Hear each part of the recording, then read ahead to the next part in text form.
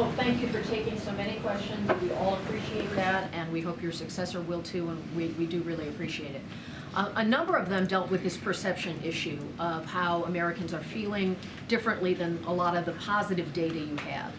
Is there a perception issue in the other direction on inflation? Because when the president says he's not responsible for inflation, that it's a global issue and things like that, is there a problem or maybe a gap somewhere in how the White House views inflation when so many Americans feel it on a daily and weekly basis when they're having to meet their obligations? Is there a perception gap on inflation here? No, not at all. I mean, you have a president who has gone out and said that his top economic priority is to bring down inflation. You have a president that prioritized working with Congress to pass a bill called the Inflation Reduction Act, which, as we talked about before, was designed specifically to lower the cost of people's prescription drugs, lower healthcare costs, lower clean energy costs.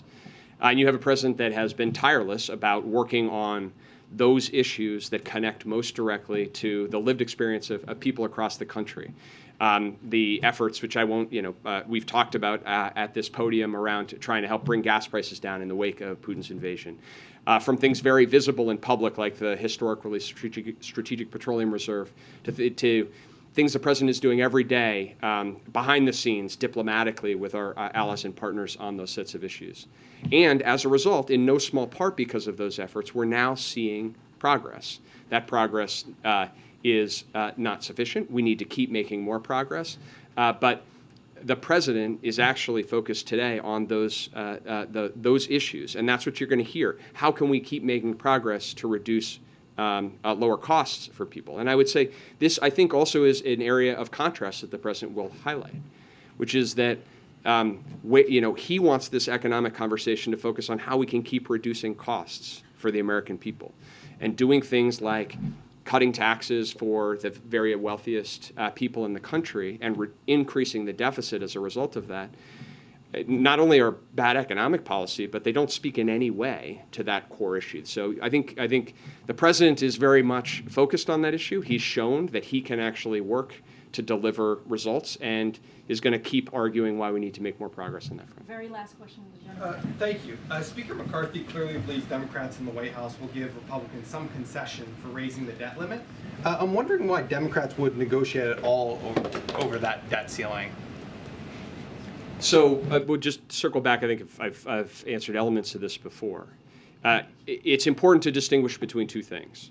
One is the full faith and credit of the United States government and the sacrosanct nature of that commitment and the core commitment that the U.S. needs to pay its bills, and any sense that the United States is going to fail to meet that obligation has enormous economic and national security ramifications that we cannot get close to. Separate from that issue, having a conversation about fiscal policy, having a conversation about how we can reduce the deficit responsibly while also keeping our focus on lowering costs for families is something that the president is eager to have.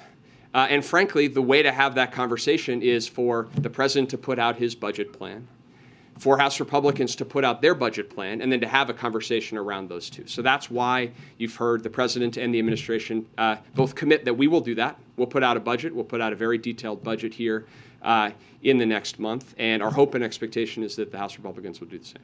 All right. Thank you so much, Deese.